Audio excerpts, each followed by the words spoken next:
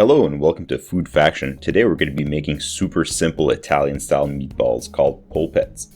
Today I'm going to be using three types of meat: beef, veal, and pork. 3 pounds in total. Some panko breadcrumbs, which are not traditional but I prefer them. Milk, 6 eggs, some olive oil, some fresh garlic, and some freshly grated Parmigiano Reggiano cheese. A great way to peel garlic is to just hit on the garlic with the side of your blade and then just take off the peel. Once that's done, you want to cut off the bit that connected the bulb to the rest of the clove of garlic.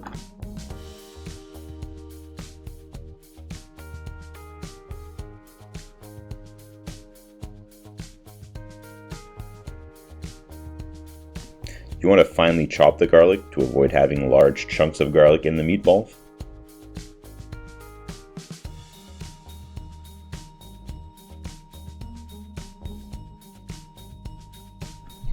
And we're going to be fresh grating some Parmigiano Reggiano cheese.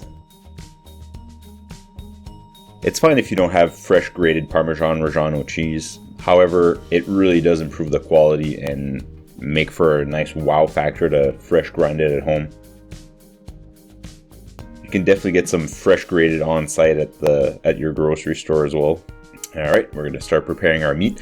Now here I'm doing veal, beef, and pork, but you could definitely do another combination of meat. I really love just doing the beef and the pork.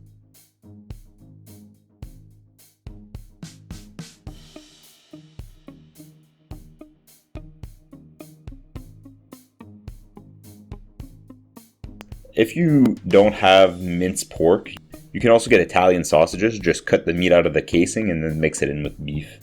And then we're going to be adding in our eggs. So here we're making a double sized recipe, so we're doing 3 pounds of meat and 6 eggs, but you can definitely half that if you're not looking for as many meatballs. They keep very well in the fridge.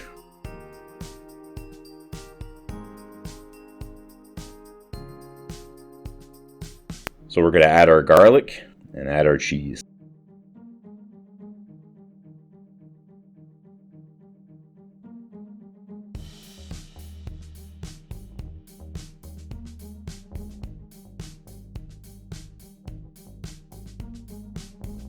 And then we're going to add 3/4 cup of milk. I'm using 2% here, but you can use whatever you like. As well as 2 cups of breadcrumbs. I'm using panko here. It's not traditional Italian style. However, I really like the texture that it gives the meatballs. So again, up to you. You can use definitely just a standard breadcrumb.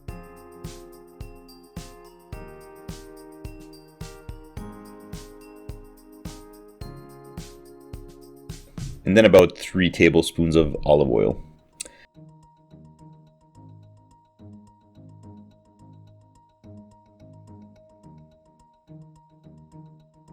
I'm using some nice Maldon salt here. This is say British sea salt and some pepper. You want to give a generous dash of pepper and salt.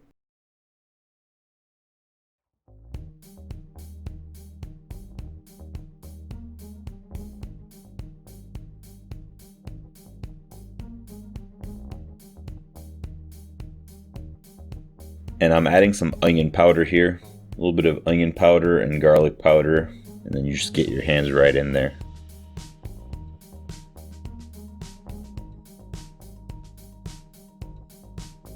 You want to knead through this until you get a nice consistent texture. So I kneaded this roughly 1.5 to 2 minutes before I got this texture here. So this is what we're looking for right here. Just beautiful, fully consistent. You don't see any lumps in there anywhere. And then you're going to want to wash your hands definitely. Now for the next step, we're going to be preparing the meatballs. Oil up your hands here. It'll help you shape the balls without the meat sticking to it. And then you can just rub that oil liberally onto the pan as well. So here you're going to want to form it into balls. And the size is really up to you. I like making a very, very large meatball. But again, you can make them very small. It really depends on the dish where you want to put them ultimately.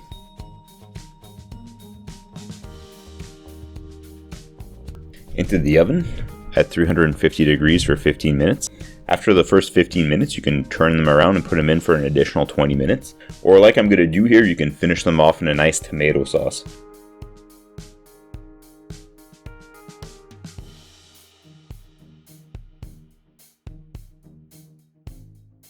I'm going to have a link to another video where I have the sauce recipe here. It's very simple. Just basic tomato, basil, and garlic and olive oil.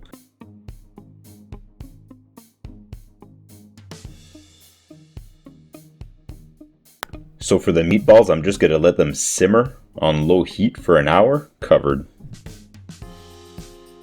Now, if you've opted to make the meatballs in the sauce, this is the presentation I would recommend. Just plate it as an appetizer and then grate some fresh cheese on there. If you decide to not make them with the sauce, they're very good just like that with a little bit of extra salt and pepper. You can make a gravy to go with them, toss them in with some vegetables.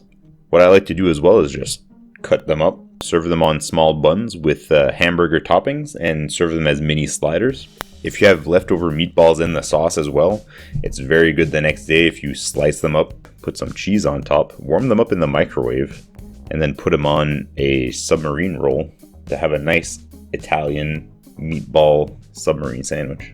Alright, thanks for watching. Subscribe below if you enjoyed, and here's 2 other videos that I think you would enjoy watching. Thanks.